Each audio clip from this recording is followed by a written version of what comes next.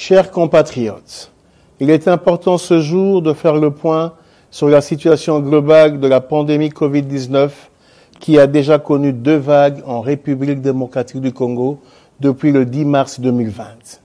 Ces 2 dernières vagues de la pandémie Covid-19 ont été gérées avec succès grâce à l'engagement du gouvernement sous l'impulsion du chef de l'État, son Excellence Félix Antoine Tshisekedi Tshilombo.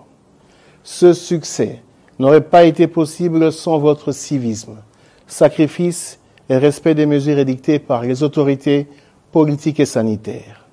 Cet engagement commun a permis de réduire la propagation de la maladie, de limiter les décès et permettre la reprise des activités socio-économiques. En dépit de ce résultat, les activités de riposte ont été maintenues afin de détecter et de prévenir des éventuelles flambées des cas Covid-19 dans notre pays. Cependant, la combinaison de certains facteurs de risque sont à l'origine de l'augmentation des cas observés. Les principaux facteurs sont les suivants. Le relâchement de l'observance des mesures barrières mises en place, en ce y compris le couvre-feu.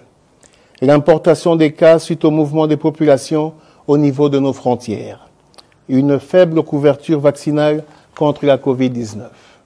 Chers compatriotes, la situation actuelle de la pandémie Covid-19 dans notre pays est très préoccupante. En effet, on note une augmentation considérable des cas et des décès de la Covid-19 au cours des 4 dernières semaines.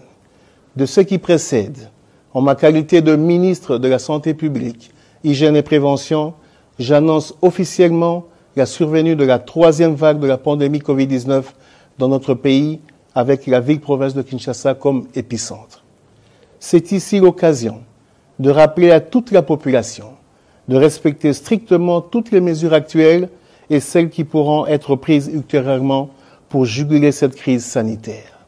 Il s'agit notamment du port correct et obligatoire des masques, du lavage des mains à l'eau ou l'utilisation de la solution hydroalcoolique, du maintien de la distanciation sociale, du respect du couvre-feu à 22 heures.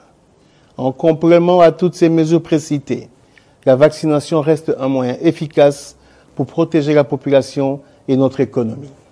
Je vous invite à y adhérer massivement. Chers compatriotes, l'histoire de notre pays nous renseigne que notre peuple possède une réelle capacité de dépassement et de résistance face aux situations difficiles. C'est l'occasion pour moi de faire appel à votre sens élevé de civisme, de patriotisme et surtout à votre engagement afin d'observer les recommandations des autorités politiques et sanitaires. Que vive la République démocratique du Congo. Je vous remercie.